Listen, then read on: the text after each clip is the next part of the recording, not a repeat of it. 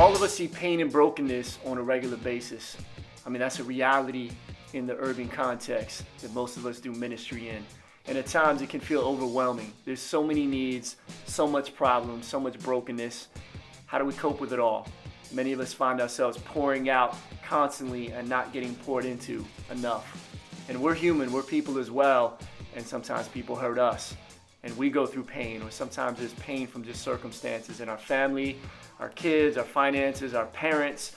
And so then what do we do as leaders? How do we stay balanced? How do we get healthy again or get balanced again? Well, this weekend we're going to be talking about that. We're going to be transparently sharing about it. You're going to find like-minded people all around you at this conference from all over the world, and you're going to hear from some great speakers in the general sessions, in the workshops. And so open up your heart. This is a safe place to be able to share your pain and get healthy again, work through some of that pain.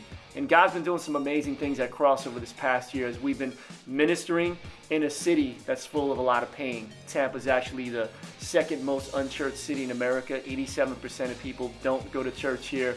We've topped all kinds of lists for the most depressed city, the most economically, hurt city, all these different things. But even in the middle of that, God has been helping us minister to people and find people coming to Christ more than ever before.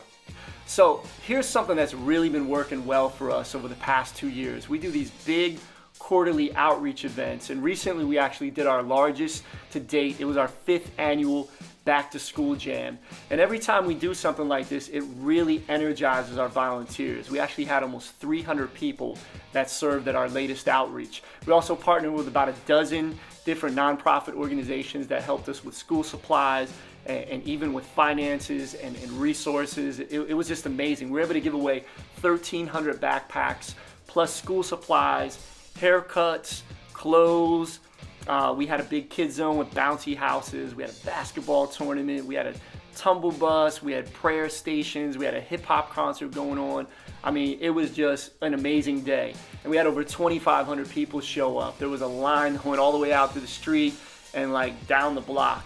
And so once we got everybody registered, we had stuff outside and inside. But when they came inside, we actually, in order to get the backpacks, we had a service for them.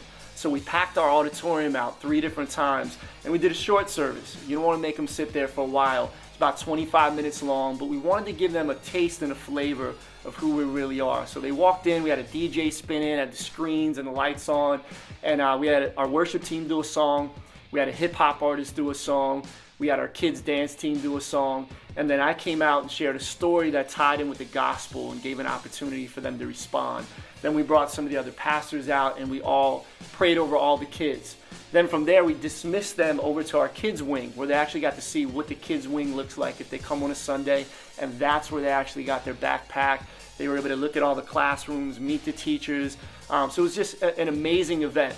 So obviously every time we do something like this, it's a touch point, and we want to invite people to come back. What are they coming back to? So they're coming back. We want them to come back to a Sunday.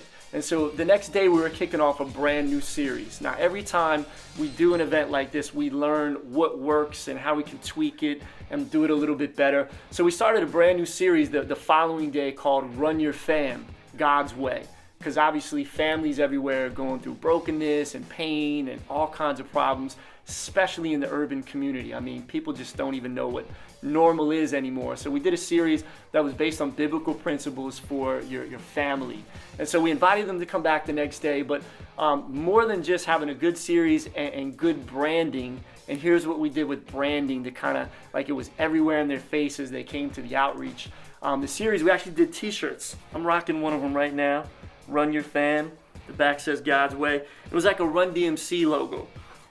So if you don't know what Run DMC is, that's for another video. Google it. But anyways, because of a very familiar logo, people were like, oh, what's that? And we had over 300 people wearing these shirts. All of our volunteers actually bought a shirt for $10. So it actually raised a couple $1,000s for the backpacks, which was amazing. And everyone's wearing them. It's promotion. It's great. Then when they went in the 25-minute service, we also showed a short 35-second trailer for the series. And so everyone was like, oh, I saw the shirt. Now I see this video. Then when they left the event, they actually got a flyer And on the flyer, it was inviting them to come back. We had a special guest hip hop artist here. Me and my wife were going to be doing some of the teaching the next day. And so, but more than just having good branding and a good series, and there's a hip hop artist there, that's cool and everything. But what are you doing, like, really that I want to come back to on top of that? And so we said, okay, well, it's August, it's hot, it's the last weekend before school starts. Let's have a water park. Yeah, that's right. So we actually did a water park. So you even had the slide on the back of the flyer right there. We were inviting them back, and we were talking it up at the whole outreach. Like, hey, are you coming back to the water park tomorrow? It's going to be awesome. We're going to start the new series. Then for the adults, we had food trucks, we had a seating area, we had a DJ out there, and so we really pumped it up all day. And so the next day when people came back, it was an amazing kickoff to the series. It was actually our second largest amount of children that we ever had in the history of our church. It's about 50 kids less than what we had on Easter. So it was almost like Easter. And we had hundreds and hundreds of new people there, not just from the outreach, but also the media did some stories on it. There was people that brought their friends. We were giving flyers out just to the whole church. It was a great kickoff to the series as my wife and I shared about principles on how do you run your family God's way. The water park was a huge hit. The food trucks, everyone had a great time out there. It was just an amazing day. The week after, we had almost the same amount of people come back to week 2. We broke attendance records week 2. So here's the thing about if you do an outreach the right way, here's what it can do. First off, it energizes your volunteers to get involved in serving. We had people serving for the first time that are now plugging in to serve regularly. Second of all, it gives your church a great reputation in the community with other organizations as well. Third of all, you plant a lot of seeds in people's lives. We shared the gospel. We showed Christ's love. And then if you do your follow-up well, you also can see a lot of people that will come back in the weeks and the months to come. So we're so glad you guys are here for Flavor Fest 13. We got an incredible conference planned for you guys. And the concerts at night, the music festivals, we got some crazy fun stuff that's going to be happening as well. So welcome to Flavor Fest 13, City of Pain.